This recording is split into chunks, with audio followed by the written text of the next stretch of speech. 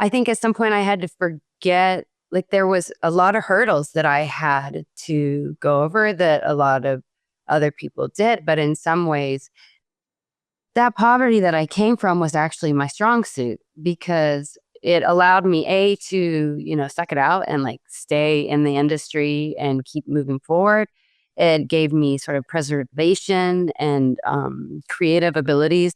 And it also like kept me working, like I was always kind of constantly working.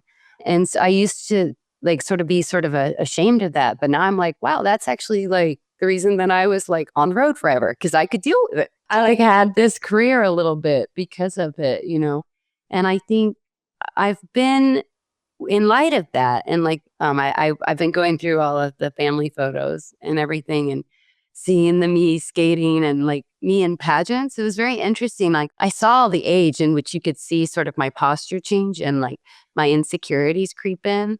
And I could see it. Like I could see all of a sudden me being like, oh, I'm so excited that I'm actually here. And here I was, this like pretty little girl, with loads of talent and like, sort of apologizing for my existence. And I think that in general, that's like a big note that I'm coming into. And when I'm skating, I'm like, if I didn't have to apologize for my existence, like, how would I skate? How would I move? How would I talk? I think that that's like perfectionism. And then you have like perfectionism in there that like creates the problems because then you're here. So then you got third place instead of first place, which you would have got if you were, not apologizing for your existence.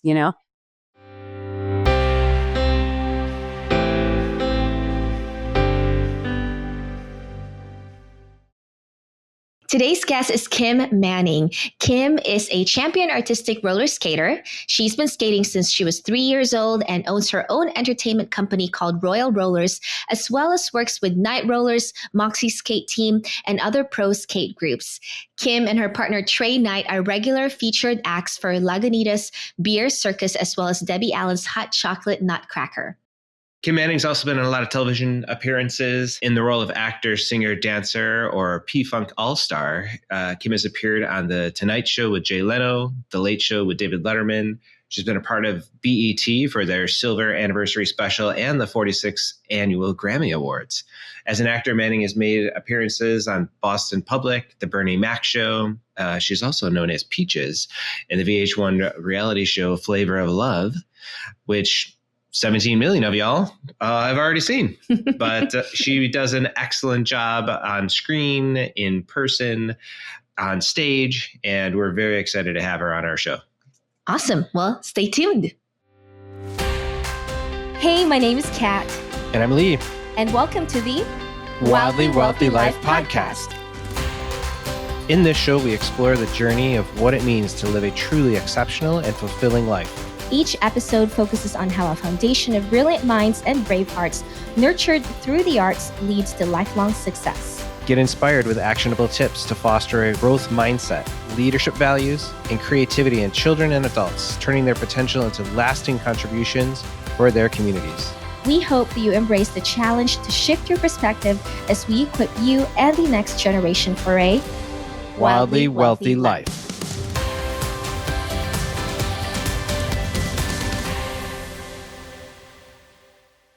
Well, in just a second, we're going to bring Kim in. But before that, we'll do a little quick recap on what we loved about the episode.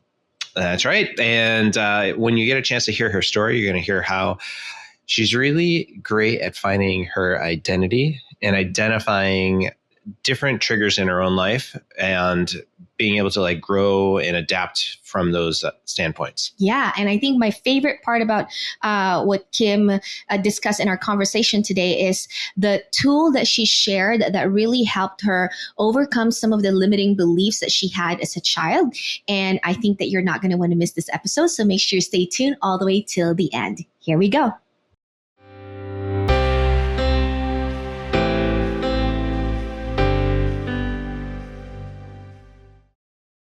Well, Kim, thank you for being here today. It is such a pleasure to have you and to see your smile, to see your face, because it's been a while since I've seen you. And I just want to start with, you've been skating for a very, very, very long time, which is amazing. What keeps it magical for you? Skating, I think a lot of people that skate feel this way. And maybe it's just like one of those things that it's sort of like if it's your destiny or whatnot. But it's just it never gets old. I mean, I think it's one of those skill sets you'll never master.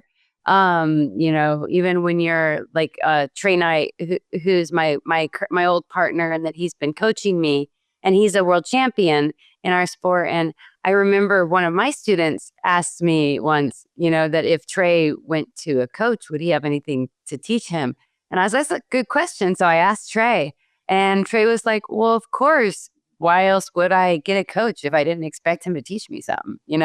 And I was like, well, yeah, I guess, the skating never ends. And so that in itself kind of perpetuates the excitement about it. I don't know. I didn't skate for about 4 years of my life.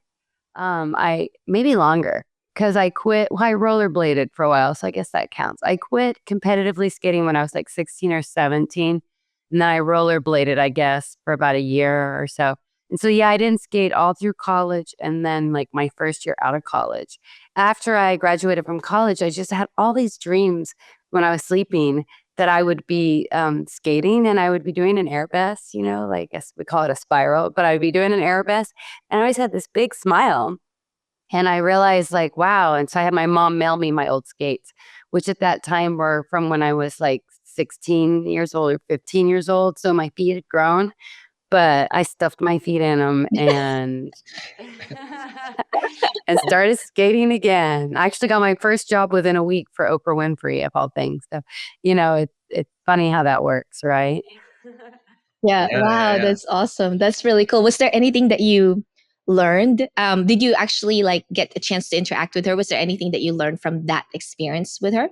I didn't really get to interact with her, but it was this private party that was for, I believe, only 4 individuals, and she was one of those 4. So, and then it was like a prince and a whatever, and we were doing Anna Karenina. They do like a book club, and so we were performing Anna Karenina, which was like incredible.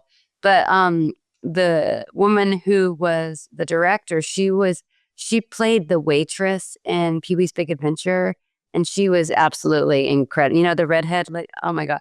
She was incredible. And I learned a lot from her and actually continued to work with her as an acting coach. And so, I guess that's how it works. Your first, you get these Hollywood. I was already singing with George Clinton at the time, but hadn't thought about skating on P-Funk stage for like another year or so before that happened.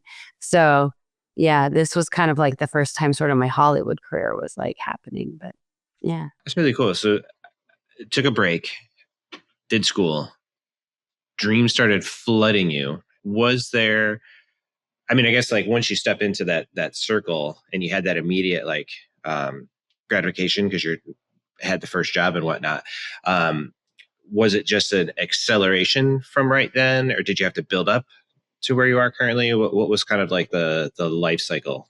Yeah, there was, God, it was like, gosh, it was like it's the never ending cycle, right? So I did that. And then shortly after that, I got a film as an actress being in a roller derby called Room 33. And like, we were roller derby girls. So, okay, that started to happen.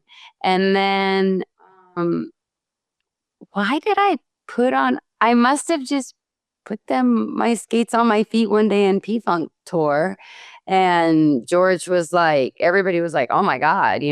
And it's weird because I went to college for music theater. So, I was actually double major. I studied engineering as well, but my degree is in music theater. And so it's really weird that I didn't skate because I thought I was trying to be serious. I was trying to like act and sing and dance and do things that would further my career. Like I never, and all my college friends are like, Kim, like the people that were in theater with me, they're like, why did we not know? Why do we not know that you did this? And I was thinking in my mind, like, no one would ever want to see me skate. Like, I don't know, as an artistic skater, we're really kind of like, we're so technical that we just know we get focused on what we're not versus what we are, and I quit figure skating right whenever I should have been entering the junior world class. So like right when I should have been ready to be, best in the world.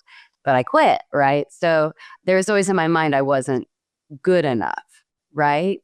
So anyway, yeah, so one day I put my skates on my feet in P-Funk and everybody was like, oh my gosh. And then from that point forward, it was like, Kim, you're wearing the skates. And George actually had a phrase, George Clinton, and he would say, go put on your skates and try it. So like if they'd be doing like a little dance, like a little, they're doing their like cool dance moves and I'm like trying to do it and I'm probably like don't blend. And then George is like, Kim, go get your skates and try it, right? So that makes sense, right? And he'd be right. Normally I put on my skates and actually he's right. All of a sudden now I look cool like everybody else, right? Then it came a thing where it was like, even if I was singing, like if I couldn't hit the high note, it'd be like, go get on your skates and try it. Or if like I wasn't singing it with the right inflection, go get on your skates and try it, even if my skates were like back at the hotel, it became like a joke. And in my life, that's kind of what it became. So, I quit that band in 2015 and I thought I was going to focus on my solo singing career. And that's about the time that I met you. I was also really interested in the circus arts. And that kind of came out of left field. I always had this sense that I wanted to fly. And so I just started training the circus. And I thought too, if I had like a trapeze, then I could wear my skates on smaller stages and have like a center point. It's a wrong idea. I need more space, but whatever, that was what got me there. And so I'm studying circus. I quit P-Funk because I want to focus on my solo career. And then I got an agent that works for like background specialty people and does like, through my yoga school. And she got me this Apple commercial, Rollerskating.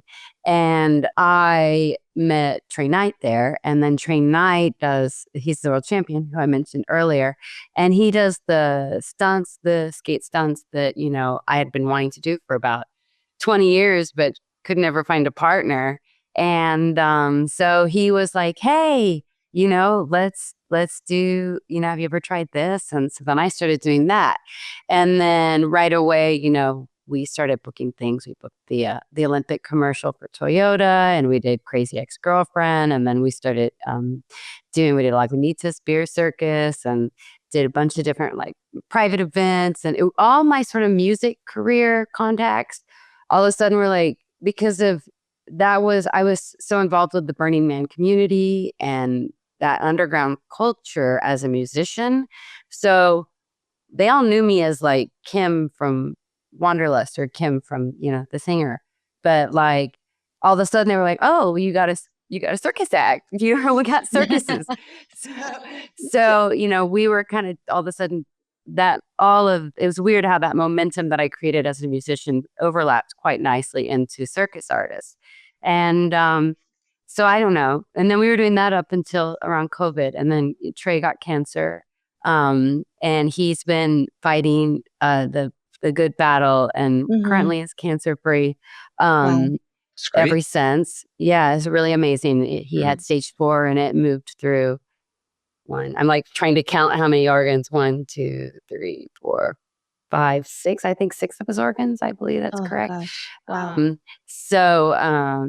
Yeah, but again, I had the opportunity to really see what a world champion is. And back to the me that was 16 and gave up my dreams of trying to become a world champion, world-class skater.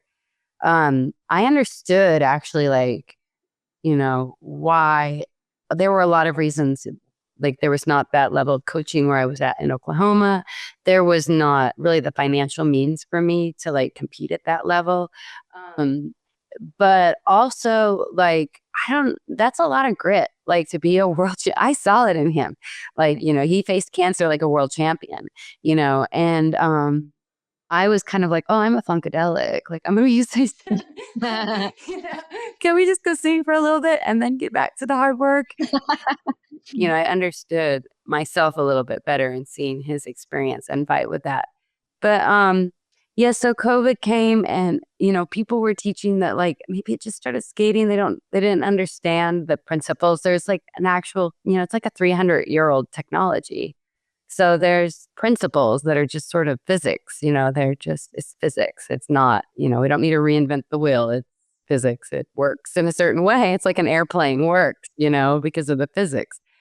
And so I felt like just this profound need to like help people because like in particular, people are saying, oh, you can't stop using your toe stop, which is like ridiculous. And like it's called a toe stop, it's like because you're supposed to stop with your toe, but that's like why it has the name. But for some reason, I mean, I don't understand why, because it's not good to do it in derby when you have people that are aggressively coming from behind you. But, provided that that's not the situation, it's the proper way. And so these are like foundations of skating and we're like getting lost because if you don't practice stopping with your toe, people aren't learning how to stop properly. And so then they're sort of skating wildly out of control.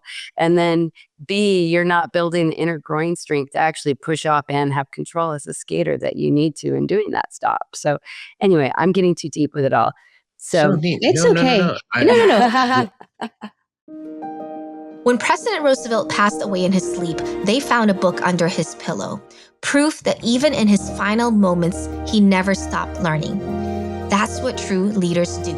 Leaders are readers. If you want to grow your mindset, sharpen your skills, and become a better leader, reading is essential. I've compiled my top book recommendations, books I've personally read and applied in both business and life. These books have transformed the way I think, lead, and live. So, are you ready to grow? Check out my book list at wildlywealthyLifepodcast.com/mytools and grow 1% better every day. I have so much to unpack, but go for it. Yeah. Yeah. With the your whole story, like you think about the creativity that you had as a child going up to about what I think 16, 17 when you had the break, pressing into engineering. So getting like that side of your brain to really click, and then just how everything is really kind of culminated and come together for you is like a beautiful story all on its own. It's really awesome just hearing that from you. And it's more of a comment, I guess, not more a question. But when one thing you had mentioned was some of the beliefs that you had that were kind of against maybe like your planned destiny, or what you thought, what you thought. What was it like for you kind of getting past that? And was there a particular moment that was like, all right, now I'm all in on this, and I believe in myself to be able to really just run with this right now? Well, okay. So when I was a child, I told my mom I want to be a singing actress. Mind you, I was trying to become an Olympian at the same time, but I just didn't think of that as a career, Yeah. And we already went over that, right? So then when I graduated from college, everybody was like, oh, you got to focus. You can't be a singer and an actress, Kim, right? Right, Kat? You can't be a singer and a, dancer. You got to do you got to pick one, right? So I was like, okay, I'll drop my acting agent. I'm going to be a singer. And then for way too long, I was just focused. And I was like, doing all the things that I ought to do, doing the marketing, the flyers, the putting out the CDs, the tours, nonstop tours. I'm telling you guys, for 3 or 4 years of my life, I was only home for 11 days a year. And that would be 2 days at a time, and every day I was in a different city. And so I would go from tour with Parliament, and then I would leave, Parliament Funkadelic. It's one band for those of you guys that don't know.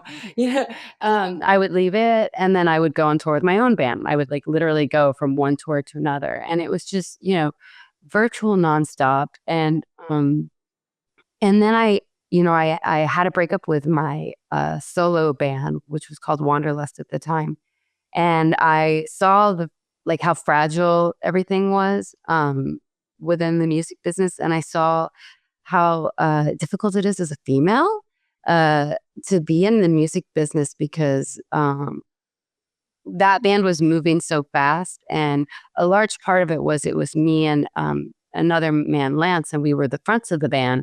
And I really liked that project a lot. I thought it was great. I loved singing with him and I loved our project, but it also really helped to have a male be in a band. Like venues that wouldn't book me before all of a sudden would, and it didn't make much sense, you know? And it was just very like disheartening to like finally see what was happening on the other side and recognizing it. And so I quit that band, and then about a month later, I quit Parliament Funkadelic, right? So I was just in this place of like being done with doing all the things that I should, you know, like I had this band that was like, we had a record deal in hand and we were starting to headline major festivals. And then I had this other band, which is of course world known. And, you know, you get to meet everybody and stay in the band and you're in the industry and all these things. And I was just like, I just couldn't do it anymore. And so then I decided I'm going to quit doing that thing where you like manifest destiny and you're like, oh, this is what I'm going to do. And this is my goals and blah, blah, blah. And da, da, da, da.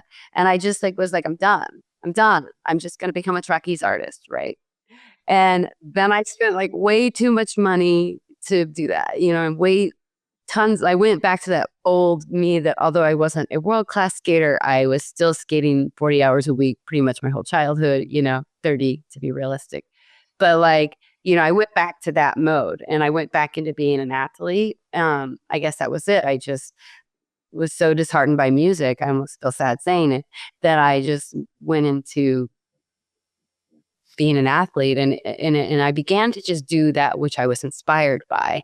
And I had this phrase where I would do not what I ought to, but what I want to. What do I want to do? Not versus what should I do? What am I supposed to do? And then that was kind of when everything just started to fall into place. And like you said, you know, I trained the circus for like, I don't know, 5 years, 6 years before I met Trey. And so then when Trey and I started doing those spinny stunts, although my stomach still had to, you know, get used to it, my body was trained for it, you know, like my body. And he said that because I'm big as a flyer. I'm 5'7.5". So I'm 5'7 3/4". And you know, so I'm not 5'8" yet. You got to grab that quarter, okay? Yeah, I know. Right. It was really the quarter under. I'm not like 5'8". But so anyway, but you know, it's like that's it. I used to want to be tall and now I'm a giant, you know, but like I'm very big for what I do, but it's because of the strength that I built in the circus training that it was no problem for Trey and other partners to lift me because of, you know, so it was weird how that just kind of came into place.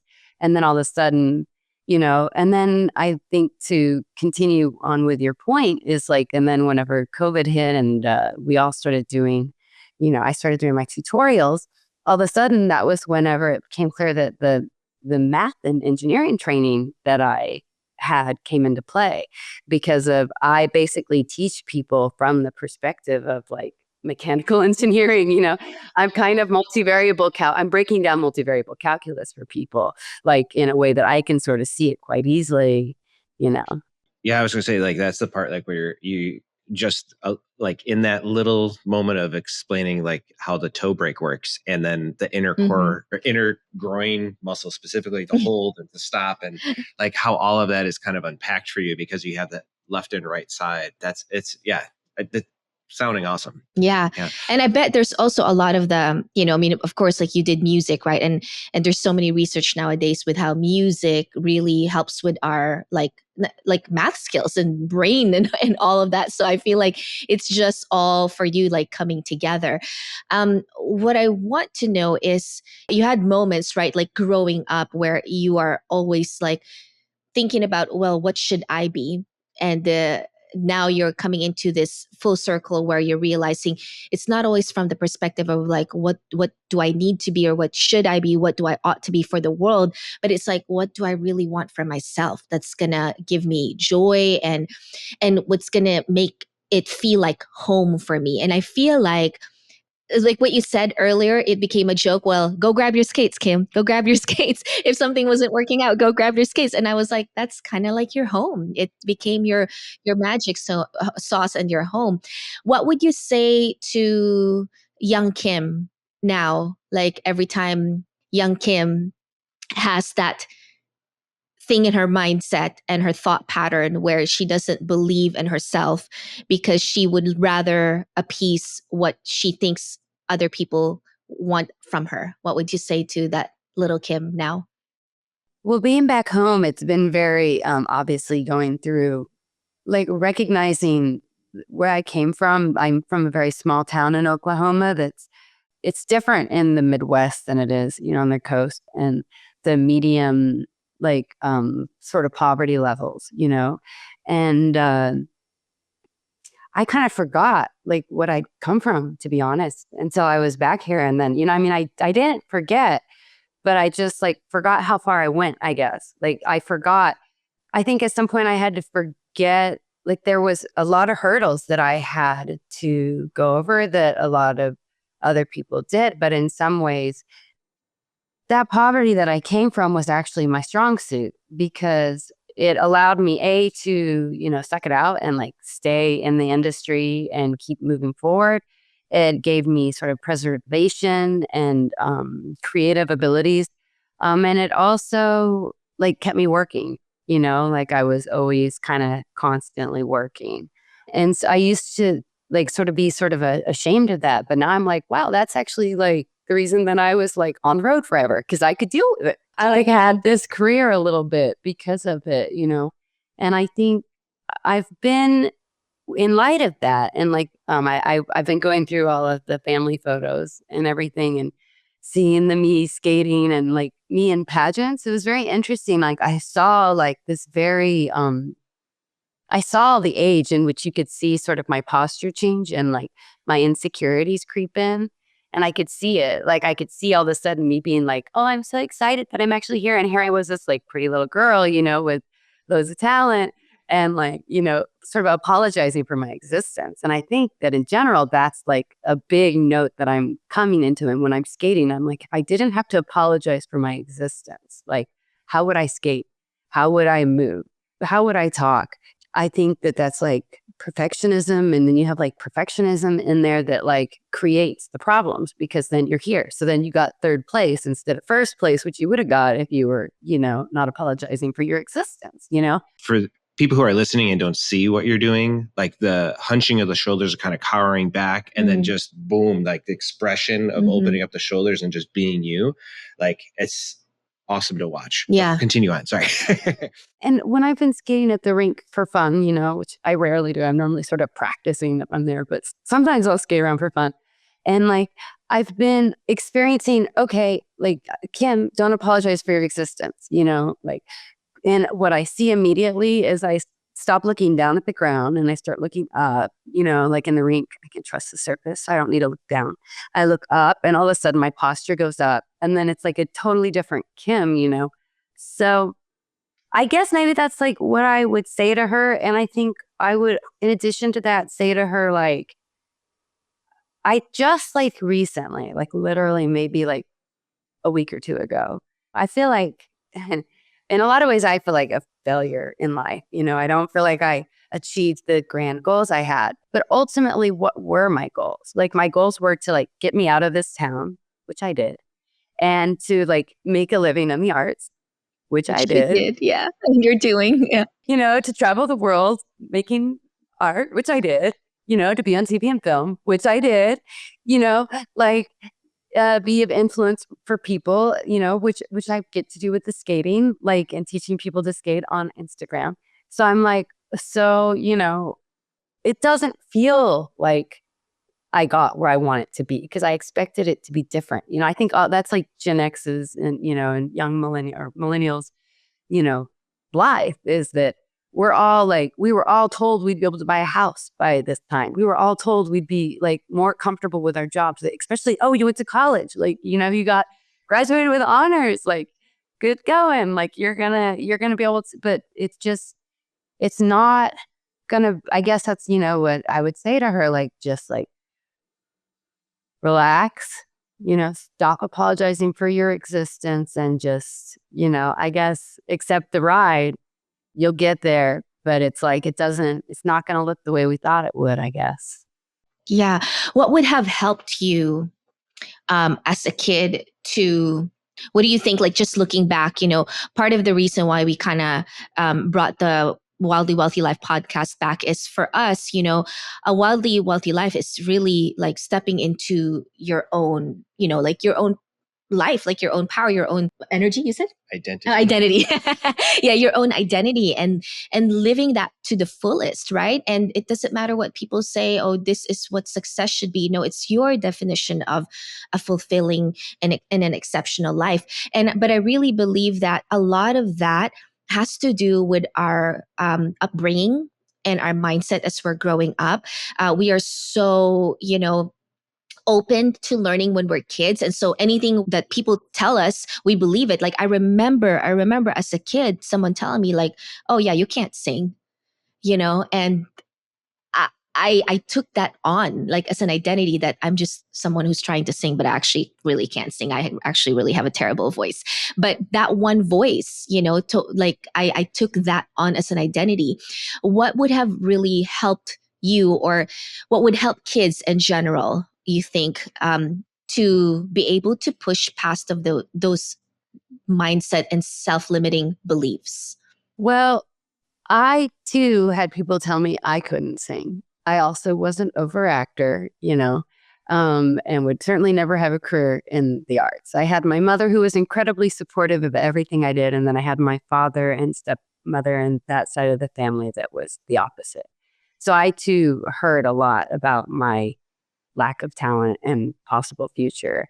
And it affected me greatly. And you know how we were talking about, when I'm skating, if I stop apologizing for my existence and all of a sudden I look up and then my posture's better. And now, as we discussed, my physics are now better because if your head's off, your axis is off, and like, Yeah. you're compensating somewhere, so obviously I'm skating better, and we can assume that I'm more magnetic, right? Whenever I am not in that place of like, in those negative thoughts, right?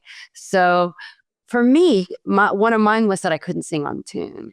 And I remember I had a counselor early on, and she's lovely, Dr. Jill Grover. And she, Shout out. yeah, she's a little shout out. She's amazing. And she made me do an exercise. And this is what I would suggest for someone in this circumstance. And that is, she made me, sing. She made me sing like little like kid songs, right? And like Mary Had a Little Lamb and row, row, row your boat, and that kind of stuff. She said, when you drive home today, sing those songs, and I want you to pay attention to the thoughts in your head, right?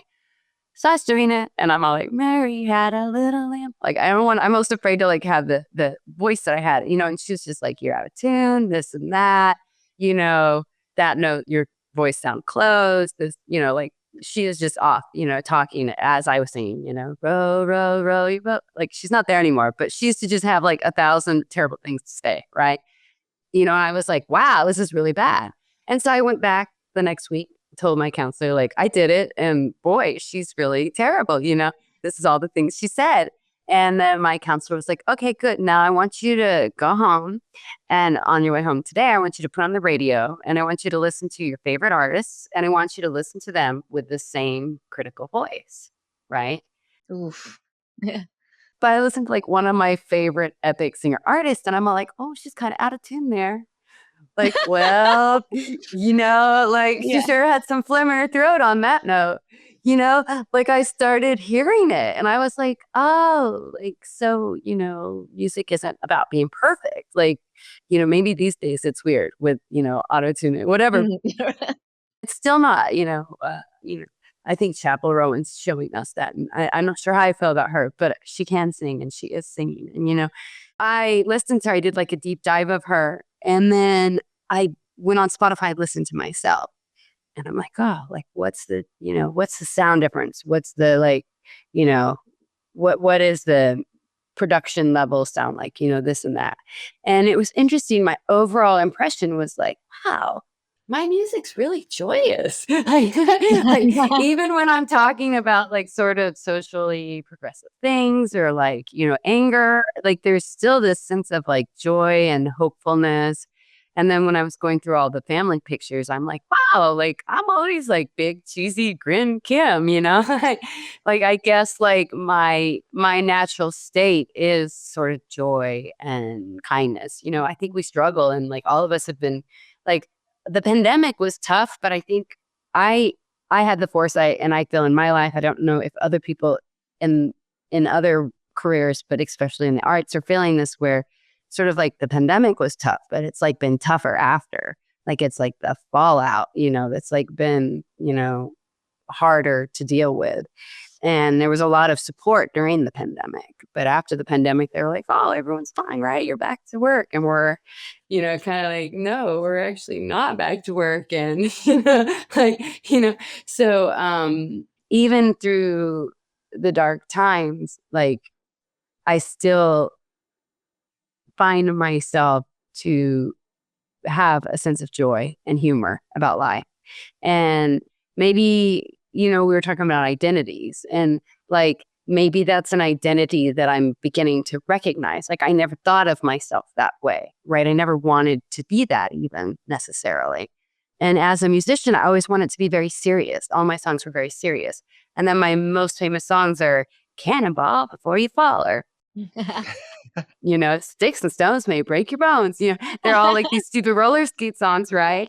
So, like the lighter I got with that, like even though that wasn't like, in my mind, my identity, but perhaps that is. And when I look back through all the pictures, or when I listen to myself, Chappell Row, and then listen to Kim Manning, I'm like, oh, like, yeah, same, but like, wow, like she's selling a lot of this and I'm selling a lot of like, hey, everybody, let's just be joyous and happy and spirit-filled.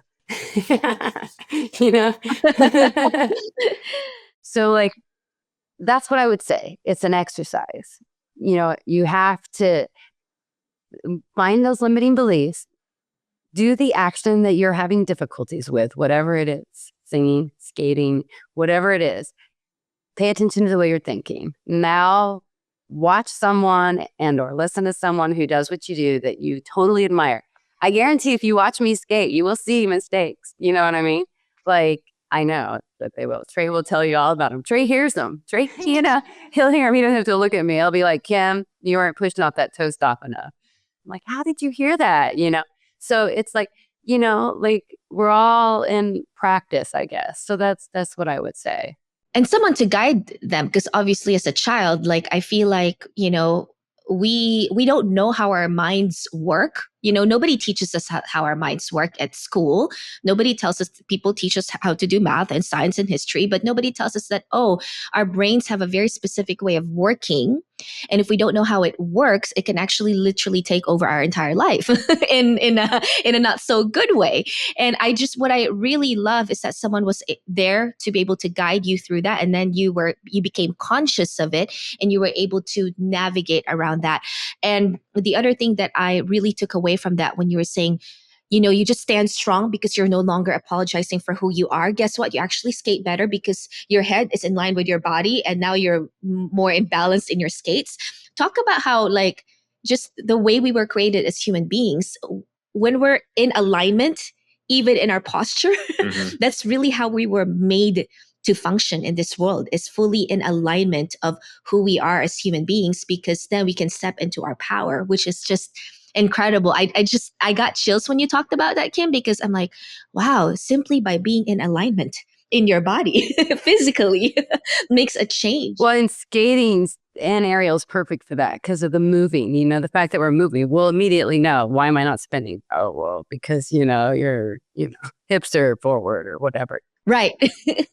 Or you pick up a little wobble because you're not quite. Yes, exactly. That's great. Wobble, wobble, wobble. Spending time with family, creating unforgettable experiences, and seeing the world are all part of living a wildly wealthy life. And that life isn't just for the crazy rich folks. It's for anyone who knows how to travel smart. This ebook from Just Get Out of Town didn't just change how I travel, it transformed my life. Lee and I flew both our parents to Paris for $200 each in first class, while others paid $1,000 in economy. Our first class flight to Taipei, just $50. In our podcast, we talk about leadership skills and how a true leader never stops learning. Because I learned this way of traveling, we now take luxurious trips as a family for 80% less than what others pay. Go to wildlywealthyLifepodcast.com/mytools to grab your copy today and start creating your own unforgettable memories around the world. I love too I don't, when you were talking about like the person who told you like you're missing all these notes with Mary Had a Little Lamb and that. And I'm thinking back, I had an art teacher, and I think it's how we take things in too, right? I had an art teacher that told me nothing about the art or painting or anything. She was good on that end, but she also was like, "Oh, you're such a good like rural boy. Like you're not going to go anywhere. You're gonna be one of those who like lives and dies in this little town." And I grew up in a little small town in between Buffalo and Rochester, like cornfields and cabbage, like all over.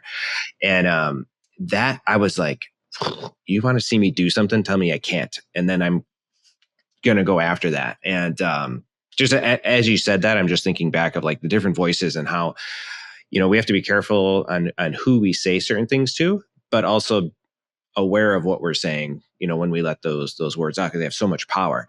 And that got me to get up and move. Like I've been to, around the world also, just through travel and vacations and all that kind of stuff.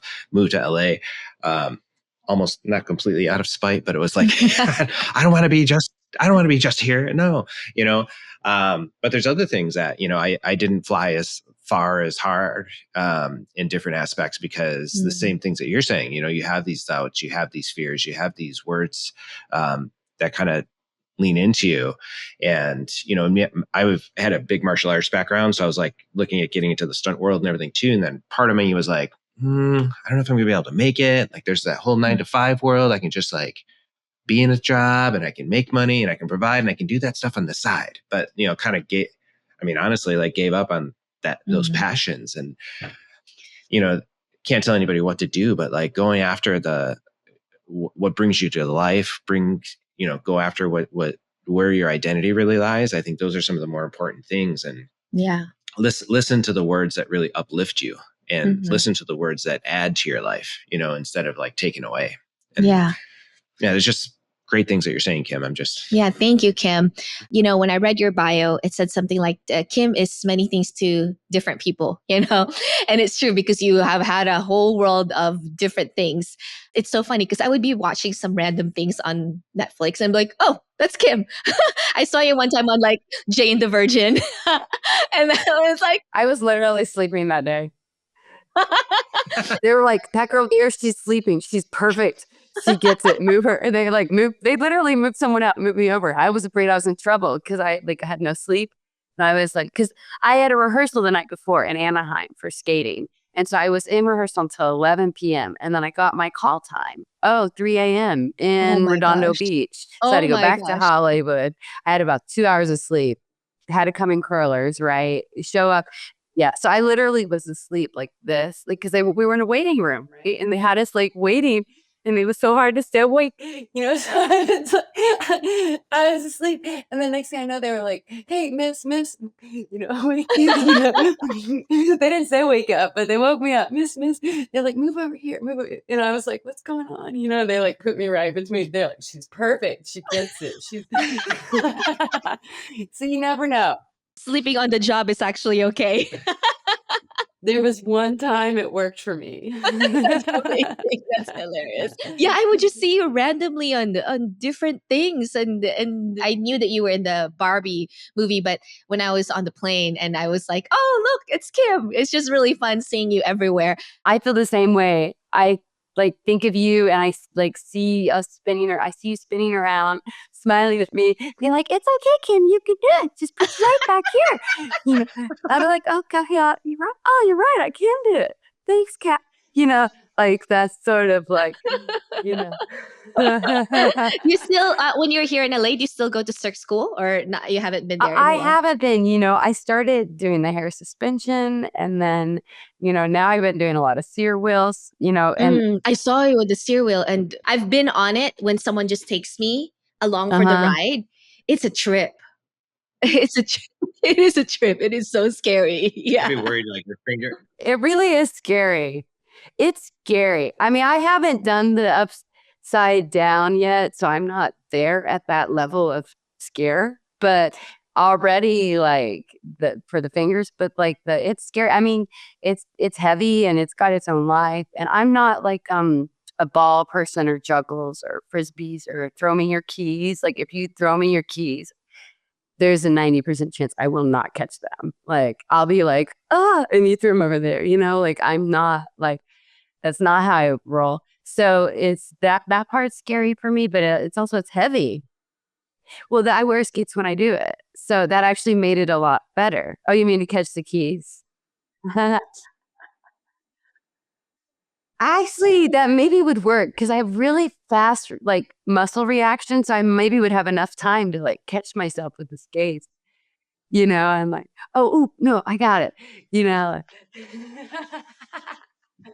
Yes, can't put your skates on. Exactly.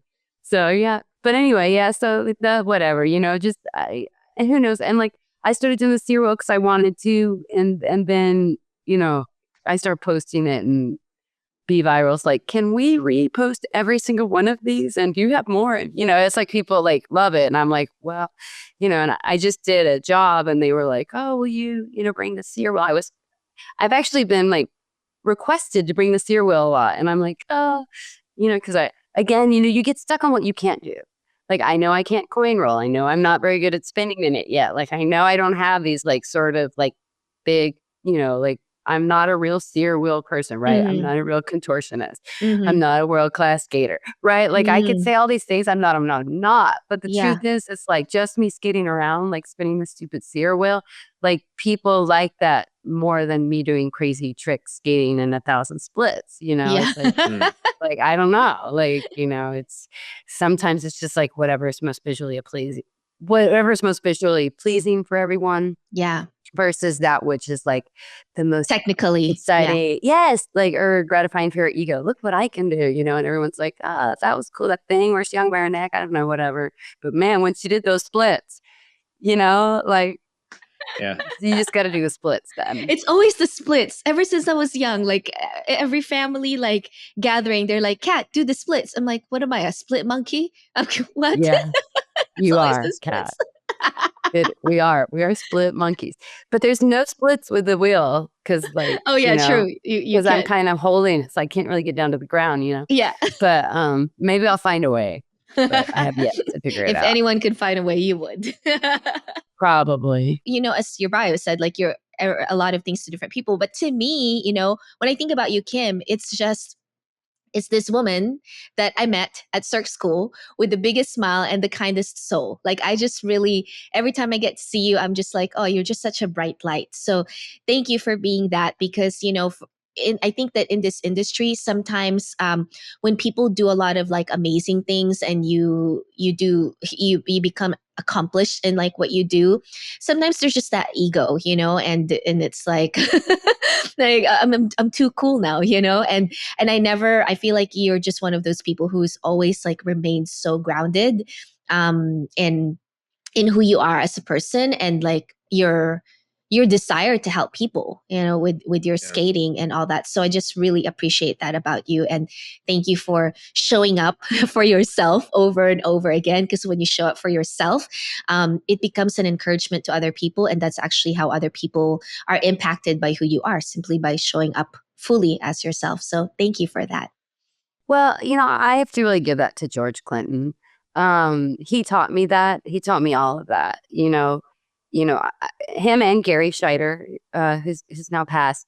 But, I remember Gary, when you did really good, he'd be like, he'd be like, oh, good job tonight. And when you kind of got that, like, oh, I did good. He'd be like, well, it wasn't, but, it was like, he'd always cut you back down, and, and George would always kind of, say the same thing. Like they were never really like, I don't know, the better you got, sort of the greater an understanding you had for how much further there was to go, I guess. And I think that it was never about talent. Like there's so many talented people in the world, in Parliament, like the way that you got into that band was like, yeah, you had to be talented.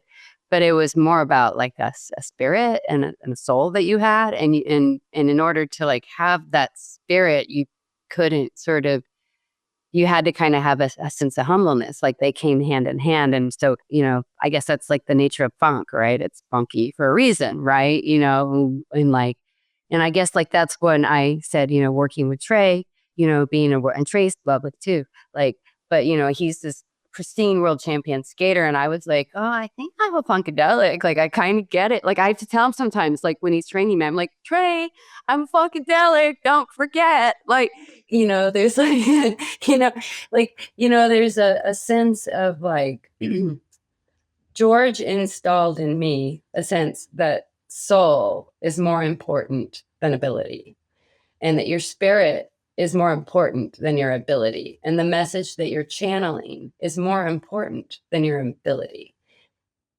Wow. That's great. Well, ooh. So, that's where it's at for me, I guess.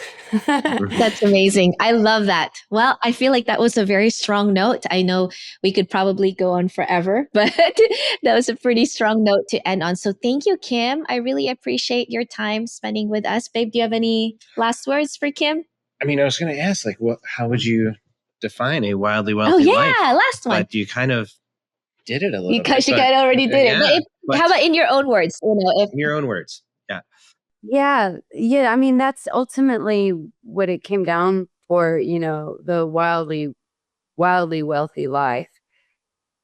Because wealth is comparative, right? Like in LA, a person who is poor and feels poor, trust me, I know, comes to a small town in Oklahoma and they're going to be like rich. They're going to be on the rich side of town in their nice hybrid car. Literally. That's me.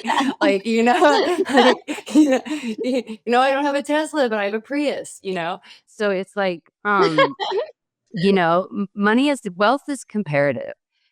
And, health is real wealth, and spiritual health, and sort of balance with your soul, and feeling happy with who you are, and knowing that you're following your daily messages as they come. And, like you were talking about identities, and, in some ways, finding your identity is the process of losing identities, and when you're losing those identities, and then you're able, and I feel like right now I'm going through a huge shift in that with, my mother passing, and with everything that's happening in the industry, and with Trey getting sick, it's like, okay, Kim, like I've accomplished this far, gone this far, and I have this much more time left in my like physical active sort of life, right? What do I want to do with those years? What do I want to do? And I think that a person that's living in that, place of doing what they want and making choices so that they're set up in the future so that they can do what they want, on some level. Like, obviously things change and we don't have the perfect knowledge, but, making those choices so that you're like, well, in 10 years, I really hope that I can still be doing cartwheels and splits. Well, then I probably should keep stretching out, doing PT now, start adding some TheraBands, start, eating whatever, you know what I mean? Like, I think that is, and having the ability to do that, like even just to be able to afford nice food, healthy food, like that is, or maybe that is like, I was thinking just this morning, well, what would happen if I can't afford nice food anymore? Like I have to start gardening like all the time, right? So maybe that's well, having like enough land and water where you can, have your own garden and your own chickens or whatever, you want, to me, that's what it is. Yeah. That's great. Thank you, Kim. I appreciate it. We enjoyed chatting with you. This is so fun. And where can people find you? Well, I'm on Instagram and TikTok and Facebook occasionally. I'm Kim Manning Space Queen. I also am on YouTube and Pinterest. Sometimes you can find me there. And I have a website if you want to learn to roller skate, skatelikeapro.com. And that's skate with an 8, SK8, likeapro.com. And you can sign up for my free program and learn to fall, which is, good if you ever just want to even go to the rink for a birthday party. And yeah. I feel like I actually need that. Right? I mean, really, everyone should. Yeah, I'm the worst at skating, Kim. Like really the worst. It's hilarious. It's too funny. I am not good. Well, you sound brave. So you sound brave enough. And I know you can do a cannonball. So I could probably get you there. We could get you there. That's true. Between bravery and a cannonball, anyone can learn to skate. That's so true. Like a squat, like a primal squat. Yeah. Yeah. Yep. Yeah. Those are the two necessities for learning to skate. It is very fun though, watching people. And I do love every time I get to see you and your videos. It's just fun. Well, thanks. Thank you, Kim. This has really been wonderful. Yeah. Thanks, guys. All right, friends, that's a wrap on today's episode of Wildly Wealthy Life. We hope you're feeling fired up and ready to take on the world with your brilliant mind and brave heart. If you love this episode, make sure you hit that subscribe button on YouTube or your favorite podcast platform. It helps us keep bringing you the good stuff. And hey, while you're at it, drop us a rating or review. It takes 30 seconds? And it makes a huge difference for us. Also, if you know someone who could use a little guidance on growth mindset, leadership, and creativity, share this episode with them. Sometimes that one conversation can spark up a whole new direction. Thanks for hanging out with us today. Go out there, live wildly, be wealthy in all the ways that matter to you, and we'll catch you on the next one.